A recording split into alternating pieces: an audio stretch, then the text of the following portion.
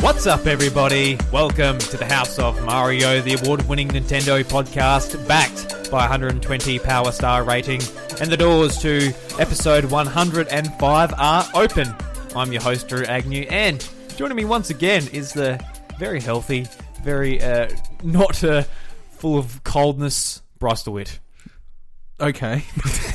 Full of coldness. Full of coldness? Well, you had a cold last week, and it just... Oh, right, yeah. Yeah, okay, I get you now. I'm like, you're calling me a cold-hearted bastard? Yeah, I'm not calling... You're a very warm-hearted, loving human being, so don't take it the wrong way. Please don't. You're so nice.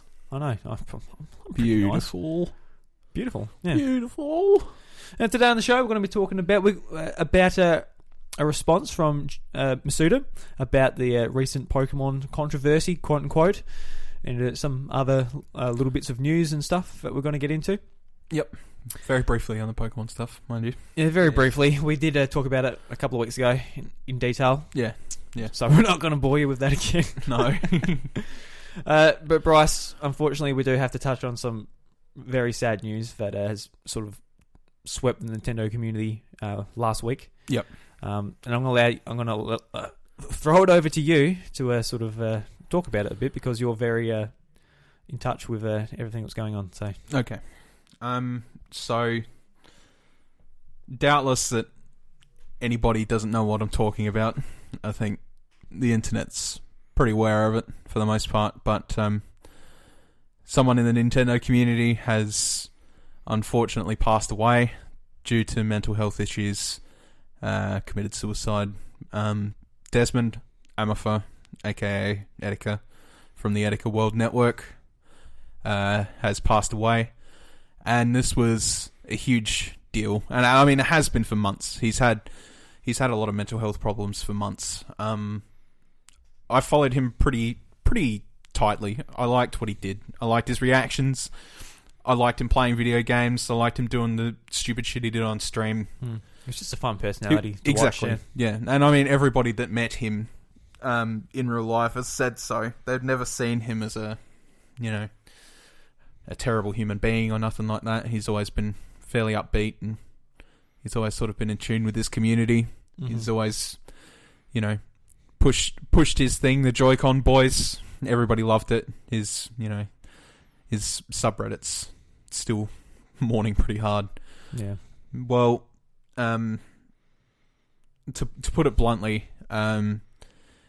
he was going through a really bad time for months, and it's not the first sort of scare that we've had.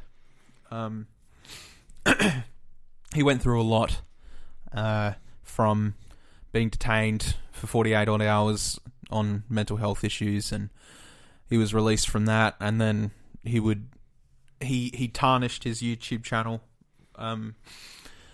and got him banned, which was awful, because I mean that's where all his old videos and stuff were. So now you kind of have to turn to archives on YouTube if you ever want to watch them again. Yeah, people would have pulled them from his channel and re-uploaded them. Yeah. But it kind of come to a climax the other day when he uploaded a video up on YouTube, and it was just 8 minutes of him. He didn't even seem remorseful. Like, he knew what he was about to do, and he said sorry to a bunch of people like he was going to do something stupid, but he wasn't like upset. He wasn't visibly upset. He seemed pretty content with what he was about to do. After he posted that video, he went missing for about 3 days. His belongings were found on Manhattan Bridge 24 hours before the search was completed. He'd left the following day after they'd found his belongings on the bridge. A body had washed up shore on Manhattan River, and it took a while for them to confirm, but the police confirmed that it was indeed him. He'd jumped from Manhattan Bridge. Obviously, I didn't know him personally, but what I did know him through was his content. He was a really cheery, upbeat guy, and there was rarely ever a time he was ever upset. The only time I ever really saw him upset was a couple months ago on a stream. He was physically angry at Smash.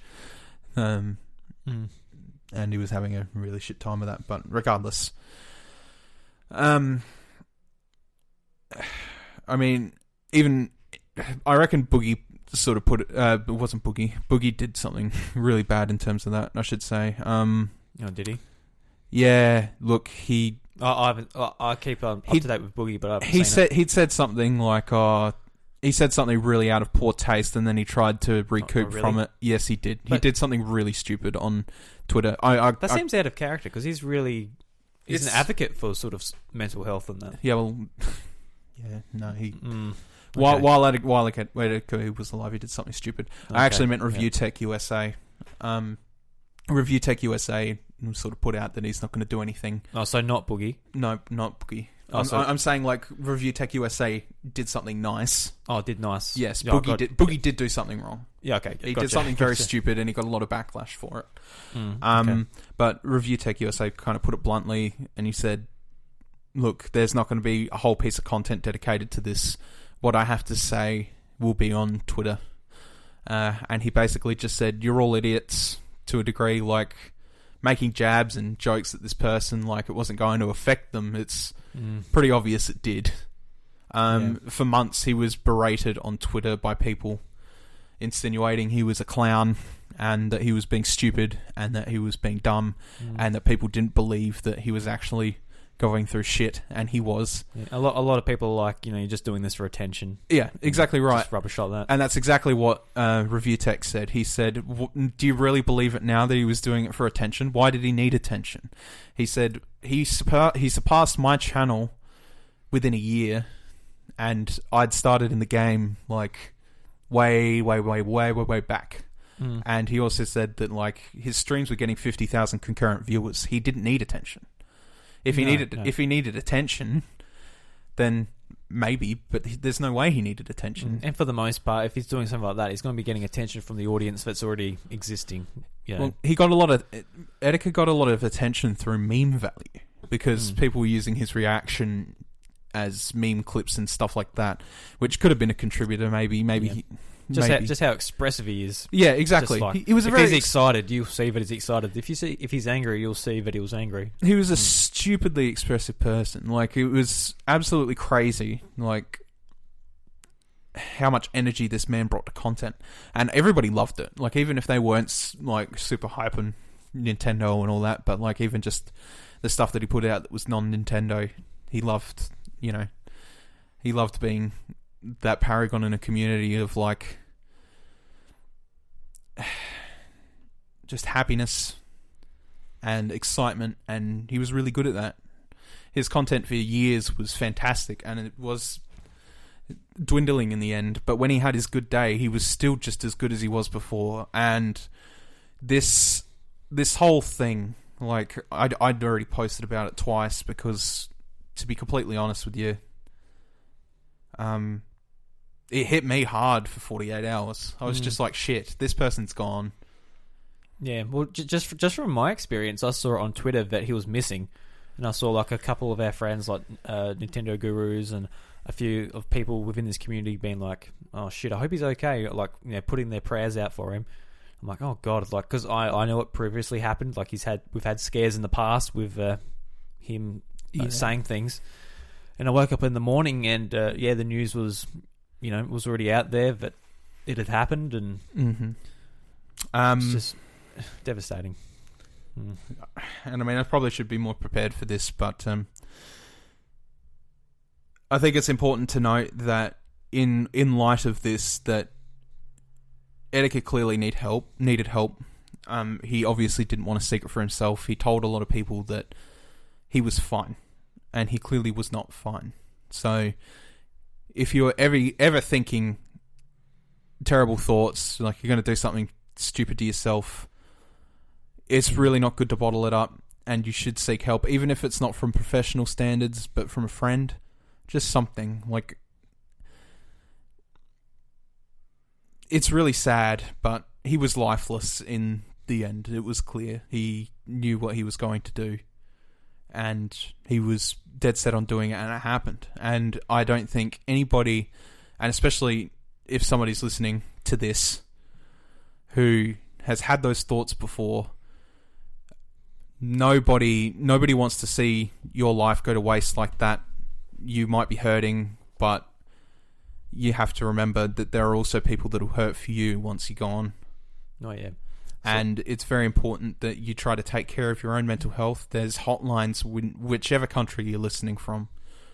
Make sure that if you're ever thinking of doing something stupid and you really need somebody to listen, even if it's a complete stranger, you can talk to a friend, you can talk to a family member, you can ring a hotline. Just make sure that you look after yourself. Etika is a person who will be sorely missed among content creators. He touched many people, whether it was just for the laughs or for his energetic vibes, for his Nintendo content. You know, the Nintendo community had like a huge respect for this man, really. And it's sad that we will never see anything from him ever again. And in saying that, with content creators as well, if you're ever feeling you need to take a step away, take a step away. Yeah, no matter what it is. Well, because he made himself a personality, and at the end of the day, social media wasn't helping. The way he was being treated on social media was pretty shit, honestly, and even if he could just say, nah, I don't give a shit, it's obvious that he did give a shit to a degree. He felt like he felt like he'd done wrong and that he had to pay for it, and that wasn't the case at all. Yeah. People wanted him to get help, people wanted him to be happy, and yeah, now here we are, and we've lost another great member of the Nintendo community, the creator community, and in general, just of the human race. He was a brilliant person, so rest in peace, Desmond. And Etika, if you prefer, and the Joy-Con boys will always live on as your community, and nobody will forget it. Your shrine is there at Manhattan Bridge. People have left anything from games to Twizzlers to Joy-Cons to anything, fan art. They've all left that at Manhattan Bridge, so there were people that cared. And there's a lot more people that cared than whoever left shitty comments. Yeah. For every one shitty comment, there was 100 plus on top of it, of course, people that, loved you and loved your work. So, rest in peace, Desmond. Sad we'll never see anything of you again, but you'll live on. Yeah. And I know, in sort of we all feel shit sometimes. Yeah. Obviously, severity changes between person and person, but I know, sometimes in my life when I've felt awful, I've never been I'm gonna end it. But there are times when that seems like an easy option, and you just and it's not an easy option. You're not allowed to do it. You're not allowed to kill yourself. You're not. For everyone around you who loves you, you need to seek help for yourself. If and that's the big thing too. If you ever feel like you're a blight on people's life, you need to realize that more often than not, doing something stupid is more of a blight. And I mean, stupid's probably the harsher word to use for it, but it's not a good decision. No, it is a waste of, of the joy you bring to other people, because I can guarantee you, if you're alive, you bring joy to someone, and that should be what you're focusing on. Not the negativity around you. It's it's really upsetting, especially somebody that's been through their own mental health issues. It's just really sad to see someone fall like that from grace. He was such a brilliant person in his respective communities. I can't even talk right now. Yeah. No, it's such a it's so sad. It's such a big loss. When you say we're going to talk about it, so it's going to be sad. But look, I check the Reddit every day at the moment. His subreddit, just to see what people are doing, because people are putting out fan art and tributes, and it's just it is really sad to see someone like that go, who had that much energy, that much influence, and all because the internet can't behave. That's what it comes down to for me. Yeah. All right. Well, rest in peace. Yeah. So now we're going to move into the rest of the show, and it all seems so trivial now. It does. Which, but I mean, the importance of talking about something like that at the beginning is just so that we can, move past and remember the fact that he was a brilliant human being, and just try to continue in his footsteps in making stuff people love. Yeah, I know. Like mostly everyone who listens to this podcast, a part of the Nintendo community, he was a huge part of it. Yeah, and it's a big loss for all of us. Absolutely. All right, Bryce. Let's move on to the next thing. So let's try and shake it off. Let's talk about. We'll shake it off. Let's talk about Nintendo, which is a shared passion of all of ours. Yep. So Famitsu put out a poll to their readers recently about the most wanted Switch games from the audience in Japan. Mm-hmm. I bet you can guess number one. What number one would be? Have a quick guess. What would be the most anticipated game for Japanese Switch owners? Fire Emblem? It's Pokemon. Pokemon? Is it? Seriously? Okay. Yeah. So I'll just read the top 10. So Pokemon Sword and Shield, number one most anticipated. Then Dragon. Well, actually, I'll go. I should have gone from 10 to 1, so we'll go there. So I've already spoiled number 1. But number 10 is Astral Chain. And number 9 is Shin Megami Tensei 5. Yeah, which has had no news in forever. No, it hasn't. No. Number 8 is The Legend of Zelda: Link's Awakening. Number 7 is Yushiro, which I've never heard of. Must be something. Yeah, I don't know what that is. Number 6 is Super Mario Maker 2, which is out now. And number 5 is Bayonetta 3. Number 4 is Fire Emblem. Number 3 is Animal Crossing. And number 2 is Dragon Quest 11 S. Are you serious? Like, Fire Emblem's that low? Dragon Quest 11's been out there since 2017. Yeah. That's crazy. I mean, Dragon Quest is huge over there. I mean, yeah, I know, but, like, it's been out on PlayStation for how long now? Like, literally... Came out end of last year. 2 years. No, it's been out since 2017 in Japan. Oh, in Japan, yeah. Yeah. No, you're right. Yeah. Yeah. Like that's a surprise that they'd put that up there when it's already been there, readily available to play. Especially at number 2, you got Fire Emblem coming soon. I would have thought that would have been a bigger hit. Oh well.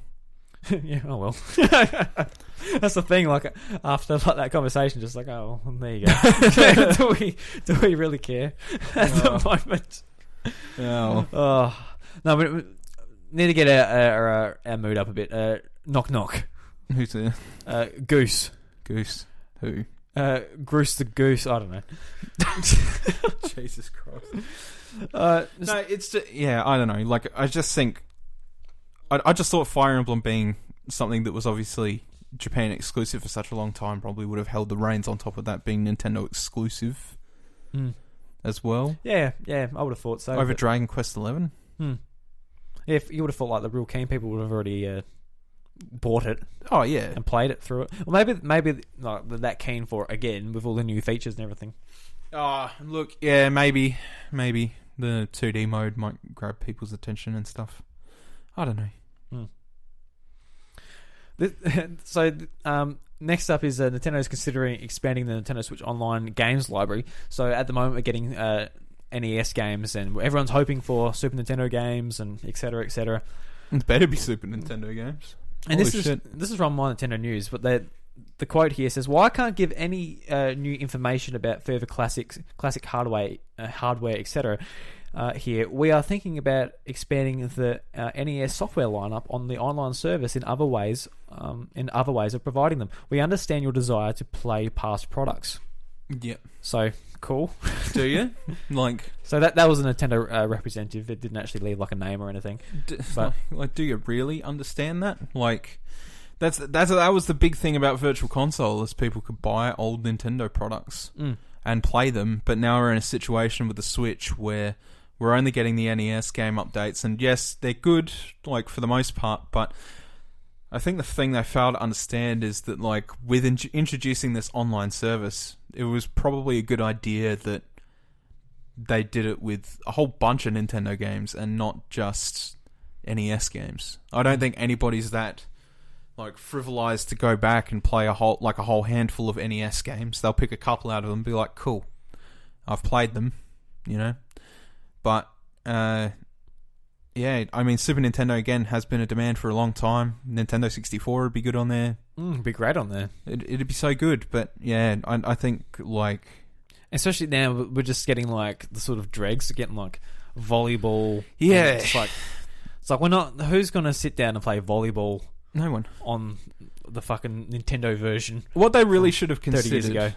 What they really should have considered is they should have been like, here's the biggest popular titles from the NES. Mario Brothers, Zelda, you know, Duck Hunt, I guess, if you're really into it. Metroid, etc. And then they're like, oh, okay, we've got like all of our big names on there. Let's move on to SNES. And then do that with their games, Link to the Past, Mario World, Mario 3, Mario All-Stars pack, rather. Ooh, yeah. That'd be nice. Yeah. And then Super Metroid, etc. And they'll be like, okay, now we're done again. Now let's move on to the next one, and then go Ocarina of Time, Super Mario 64, etc. That would have been way better. Yeah, then they skip GameCube, because that's what they like to do. Then go to the Wii. That'd be so much better. Like, it'd be great, yeah. I get that the Switch Online app is so convenient, like, where you don't have to really download anything. You download the app and you can sort of just play the games. They're just there. Yeah. But I think it's kind of important to note that, like, again, 90% of those games nobody's really going to give a shit about, and it's not a good bolster to their plan on this thing. It needs to sort of just, like, you can keep all the NES games now that you've made them, that's fine, but maybe it's time to move on, and move on with the prospect of, like, let's just do the popular games from each console, and then once we've got all them popular ones out, we can go, hey, look, here's 3 games for the month across different consoles. So, like, one came out for NES, 64, and GameCube, and then the next month it's like, oh, SNES, N64, and GameCube got one. Then the following month it's like GameCube, SNES, and NES got one. Something like that. It'd be cool if it was like, you know, it's like September is Zelda month. Then you get Ocarina of Time, Majora's Mask. Exactly. Like Wind Waker, like whatever they decide. Obviously not. Yeah. Like these older games, they're going to like, buy the remastered version when we port it. Yeah. So that's the issue's going to come up with some of these games. It could be just... The other thing as well is that maybe they're waiting for the Wii U to completely die off. Did you notice that they actually put out a patch for it the other day? Yeah, it did. Like, that's strange. Was that for just like piracy? I think so. Yeah. But, like, just thinking of it from that regard... You're not getting any new features or anything. It's not... No, you're not. No. But I'm saying, like, the Wii U is the virtual console machine now. It is the virtual console machine now. The Wii shop is dead. You can't buy anything on there anymore.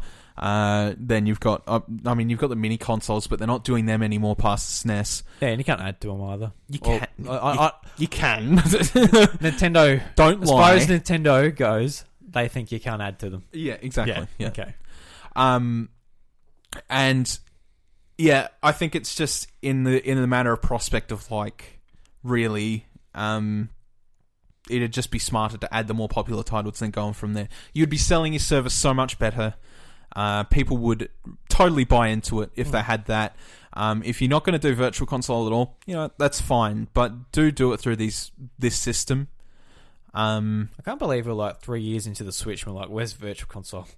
Where is it still? It's so weird. Yeah. Like, I get it. I just want to play Links. I just want to play Link to the Past. That's all.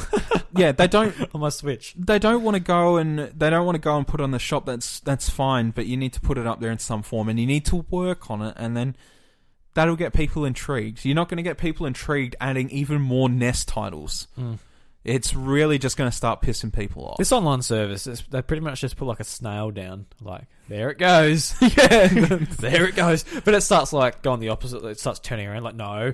Like, you can't do anything about it. It's just, yeah. It's like, I get that's what it was marketed as, though. Like, it's like, oh, look, here's all the features you can do with it. And it's like, you know, you can play online with people and all that stuff. You don't have to do that. You really don't have to do that. I understand, like, you're putting a bit of extra work into it to do that. That's cool. When you lock, like... Don't care. When you have one of these services and you just, like, lock being able to play online behind it, I feel like that's just, like, a way of forcing them instead of actually having, like, a good product. Yeah. Like, PlayStation Plus, when that came out, that wasn't to play online. That was just to... just to get free games, and that was a great service. You got 2 free games. And then when the Vita was introduced, that was 4 free games.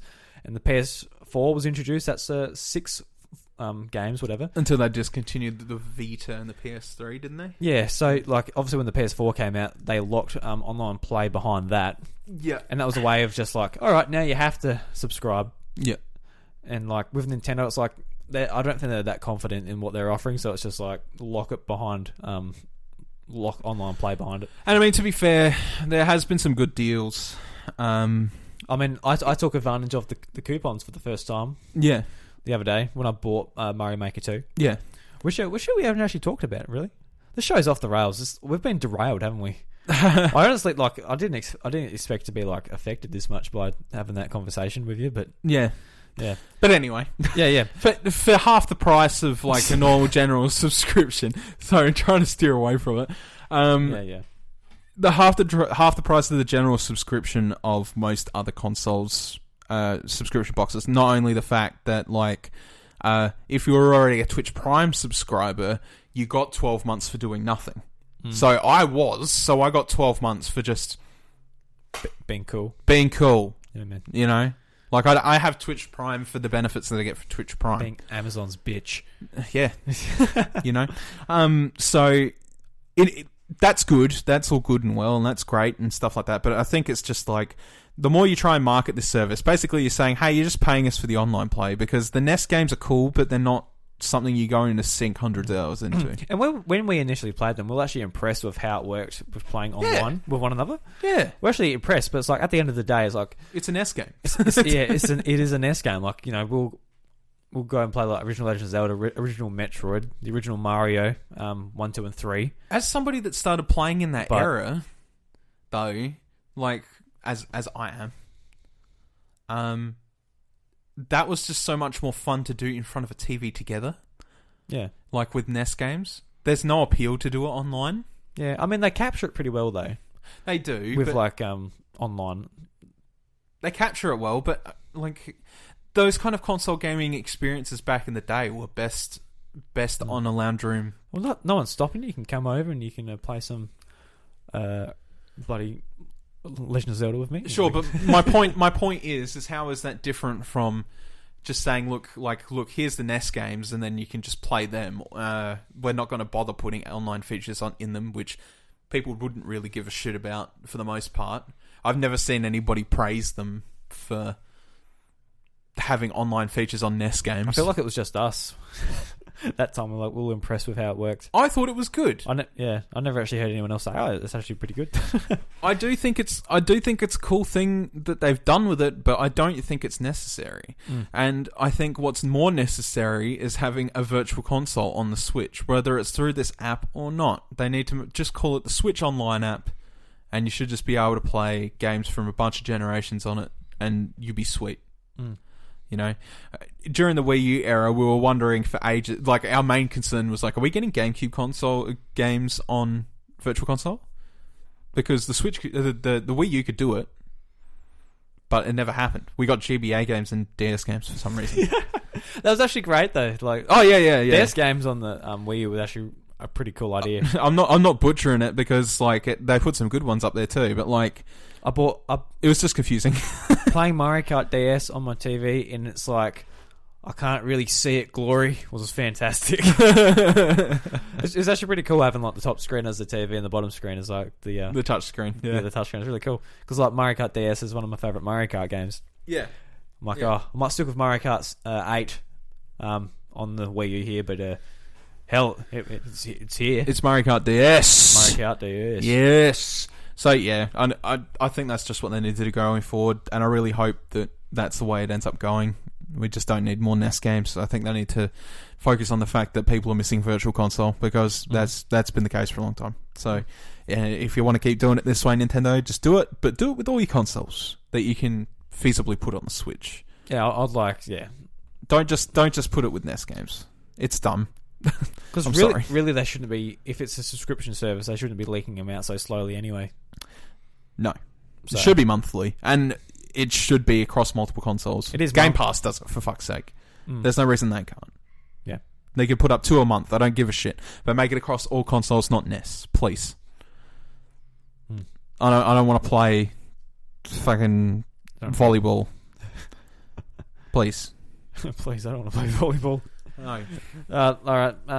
Let's move on again. So, Terraria came out on the eShop this week, Bryce. Oh boy!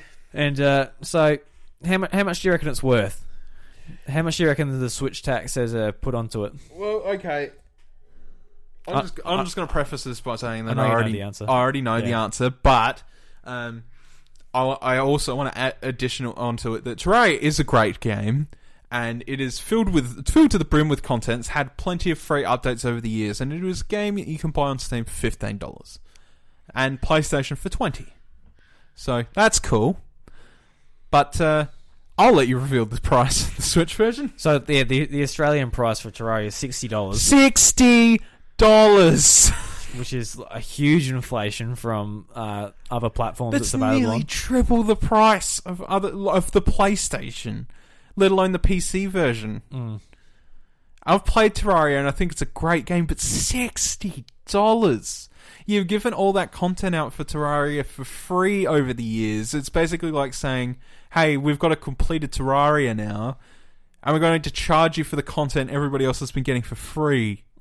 Minecraft is $40. Yeah, and obviously we've seen this in the past. Like the Resident Evils have come to Switch and they've been like $10 here and there cheaper. More expensive. And so we see this a fair bit. Obviously, when even stuff like Skyrim, years later, comes out, they want the $80 full price for the game. Happens every time Skyrim comes out. Don't use Skyrim as an example. Yeah. But yeah, it's just ridiculous how much more expensive it is. I was saying the price, like I think like the PlayStation version in Australia is about $22.50 or something. They're charging for it, and like if they want to put a Switch tax on it and make it $30, so $8 more expensive. I can see that. So be it. I can see that because it does take money to like certify the games and port them, and like all this stuff isn't free for these companies. Exactly. So you can sort of see it. Like okay, $30, and the amount of content you'll get out of Terraria on a handheld. I would have bought Terraria for $30. Yeah, but 60 is pushing it way too far. Yeah. Oh my god. I reckon that's one of the most extreme Switch taxes we've seen.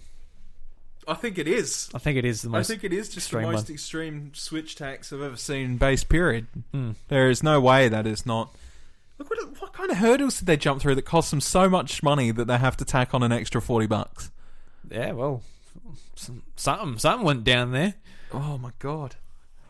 Holy shit. No, they're on the way to Nintendo to publish the game on Switch, and they dropped it in the mud like, oh no, we have to make the game again. Oh my god. So they made the whole game again, so we have to charge $60 now. Oh, that must have happened. Holy crap. I can't believe that. That's crazy. Yes. Alright, let's move on. So Nintendo talks about game censorship, so if you haven't been up to scratch recently, Sony, with their success with the PlayStation 4 and all that, they're sort of knuckling down on censorship in some of these more Japanese risque games. Sorry. Risque, yeah. Like Senran Kagura was when it was first shown. When was it first shown? It was before the Switch came out. The massage one, that's like $15. Oh, yeah. Yeah. Because like for the most part on PlayStation 3 and Vita, like that's where all these games lived. Yeah. the main platform for some of these like anime sort of, for lack of a better term, booby games sort of lives on that platform along with Steam. I think the term you're looking for is ecchi, but we'll go with booby games. Booby games, yeah. And like, you know, I've got nothing against booby games. Like personally, I'm a bit like put off when it's just like, oh, like, you know, all these anime girls with huge boobs. I'm like, oh, you don't have to make them huge, to, you know. But yeah, nevertheless, the thing is, like, as well as this is brought up in context with the fact that a new Senran Kagura game is coming out for the Switch, and it is going to be completely uncensored. And if you know anything about Senran Kagura, which I've learnt after doing my Estival Versus review all the way back in like 2015, that was one of the first reviews I ever did.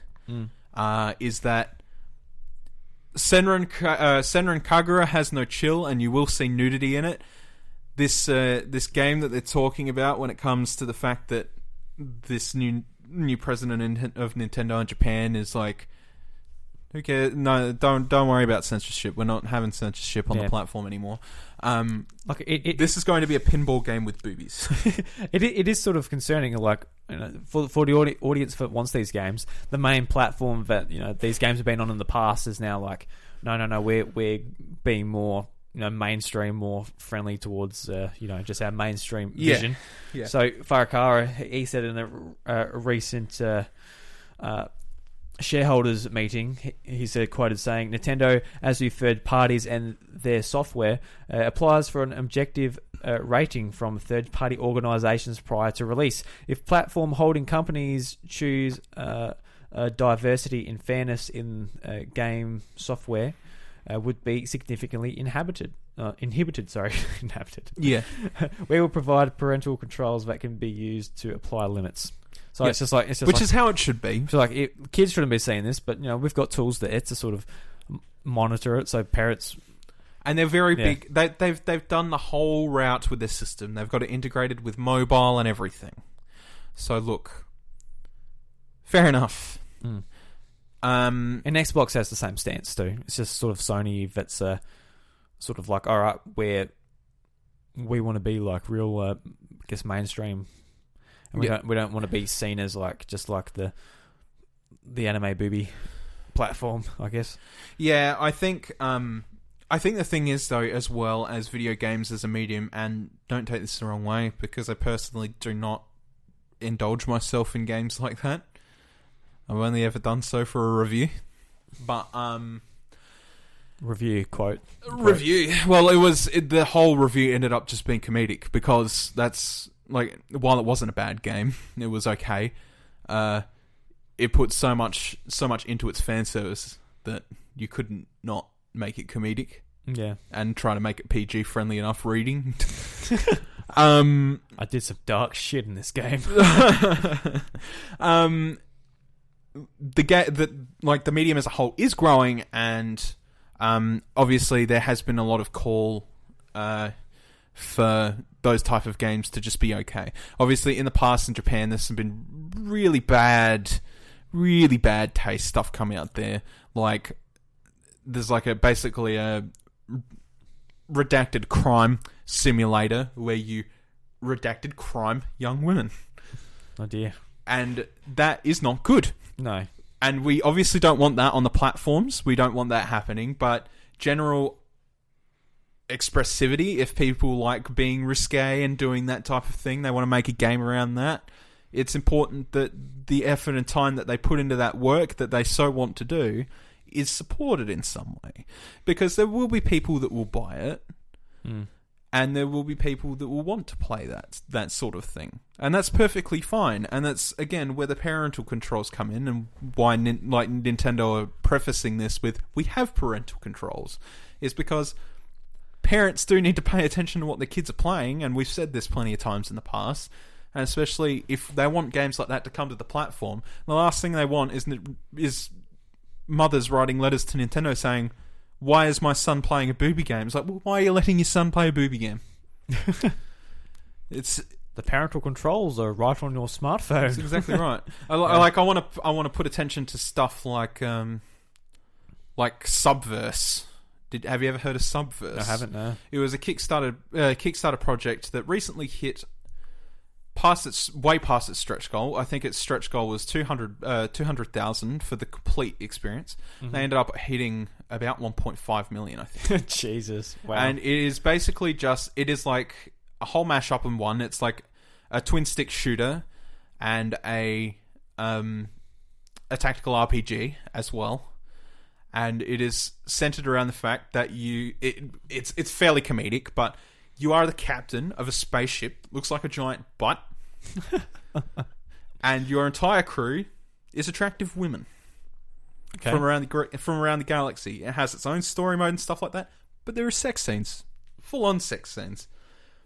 But Studio FOW... That's what I want in my twin stick shooters. But Studio FOW, the people who are making this now, were originally known for their hentai parodies. So of Mass Effect, of Nier Automata, of stuff like that. And they can't earn money off of that. But they want to keep making these projects that they like doing. So they're branching out, doing their own IP. They've gone to Kickstarter. They've kickstarted this project. And now it's in development. Because obviously they earned way past their stretch goal. Like nearly 10 times the amount that they wanted to actually start doing this. And that's great. And if people want to buy that and play that, that's great. They can do that. Especially if it's something like that, which is it's not hurting anyone. No, anyone playing that. It's not hurting anyone. It's not that game you mentioned before where it's just like really distasteful. Yeah, really distasteful. Yeah, it's not that. Yeah, if you like seeing some attractive things stimulating you on the screen while you're playing a nice twin stick shooter, I don't think there's any problem with that. And Nintendo still gets their 30% cut, and everyone's happy. Yeah, if they've got the parental controls there, it's the parents' fault. If it is and that's and I mean that's the argument for a lot of things that have happened. Yeah, if they get our rating system and everything, you know that. Yeah, we've had this conversation like a few times on this show, just talking about it's like. It's the parents need to control what the fuck their kids are consuming, not the other way around. Yeah, people who want to make this work, because again, these guys have spent hundreds of hours just making fan projects that they can't profit from. Yeah. So when they want to do their own IP and they want to make money off of it, doing the same shit that they've been doing, but with their own. It is interesting because like a lot of these type of games were on Sony platforms because that is the Japanese platform that is like the more mature sort of content. Yeah, and now PlayStation's like no, and Nintendo's sort of opened the floodgates. The same with Xbox too. They have as well opened the floodgates. Be like, all right, no, you can come here. Yeah, we want your content, and it'll bring like that niche audience probably along with it. Yeah, yeah, and it's disappointing because like just censorship on things that don't need to be censored are just it's disappointing from Sony.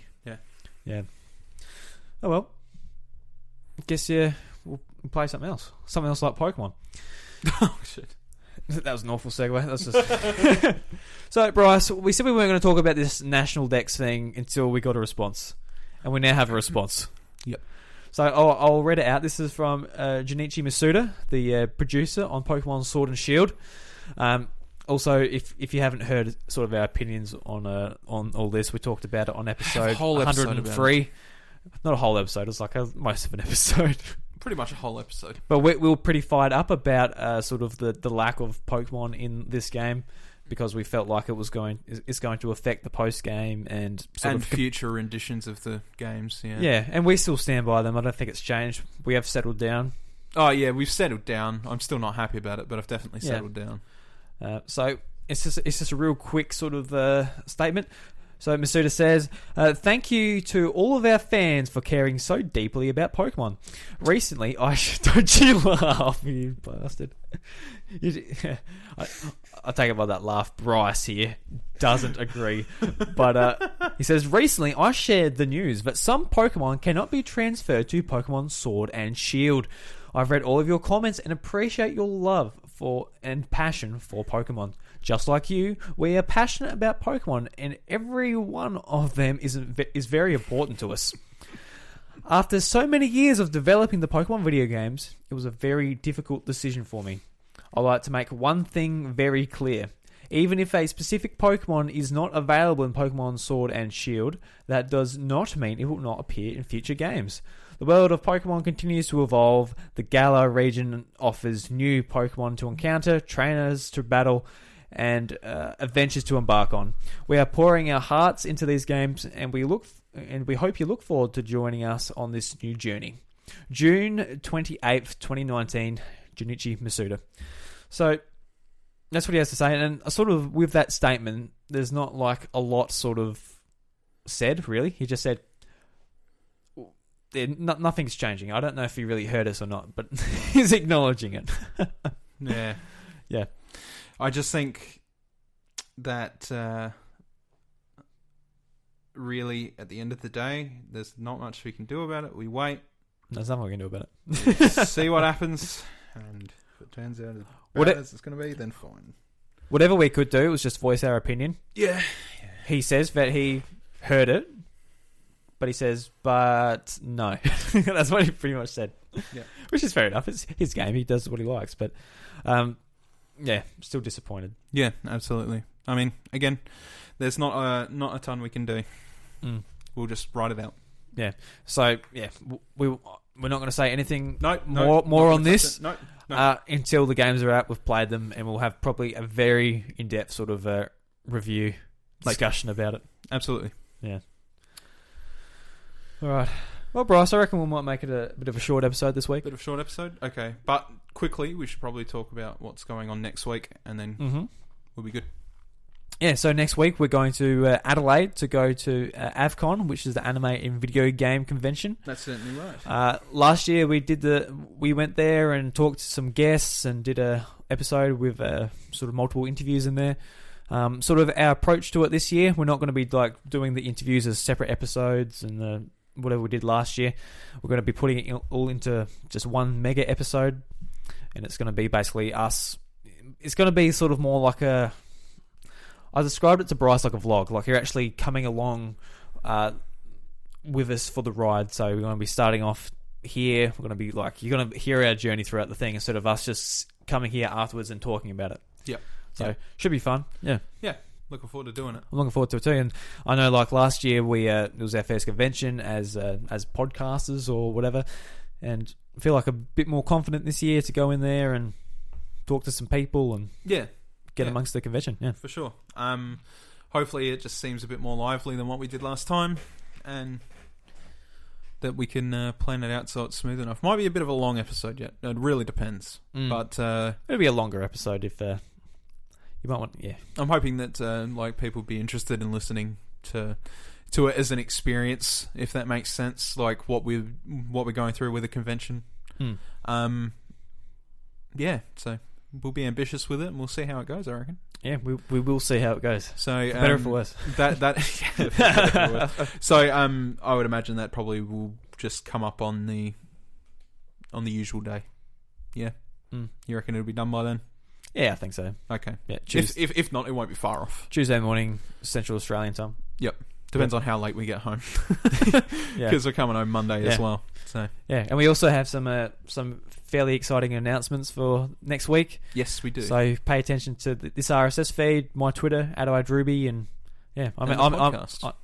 I'm excited to share it all with you. Hopefully it resonates with some of you. For sure.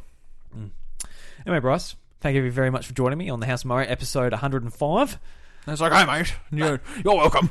Where can they find you on the social medias, You can Bryce? find me at Ivory Revan on Twitter. And you can find me at iDruby, and you can find the show at the House of Mario. And of course, we are part of the 8-Bit Collective. 12 podcasts and 20 plus podcasters come together to put awesome audio content in your ears. And if you like to talk with us and all that fun stuff, all the Discord community is in the Discord. Naturally, because it's the Discord community. I don't know. It actually really threw me off the the topic at the start. Topic at the start, yeah. Look, it is a big topic, and I feel like it was best off addressed first, not last. Don't really want to leave on a dark note. Don't really want to, whatever. I'll just reinforce what I said earlier. If you ever need to talk to someone, talk to someone. Preferably somebody that you're close to, or a hotline. and they will definitely be able to help you in some way, and hopefully help you understand what you mean. So, yeah, that's important. Yeah. And we're going to end the show with a upbeat Nintendo jukebox. It's by None Like Joshua, and it's a Donkey Kong Country rap. Yep. And it's a good jam. Hell yeah. It'll cheer you up in case we put your mood down. Yeah, and that's it. All right, guys. Thank you very much for listening to the show. We'll see you next week for our AvCon special. Goodbye, fellas and ladies. Let's go swinging vine to vine. Hand on Jane, gay boy, bringing line to line. Got the golden bananas because it's time to shine. Cruise through like we do when we ride that mine. It's a foolery, but to go get King K rule, but there ain't nothing cool to me, and I'm boo to be. See, that's the takedown. These are monkey bars, I ain't talking playground. K-O-N-G. They know it's me. Spell it like K-O-N-G. Yeah, we barrel launch in 3, 2. K-O-N-G. They know it's me. Spell it like K-O-N-G. Yeah, we barrel launch in 3, 2. Let's go! Let's go! Let's go!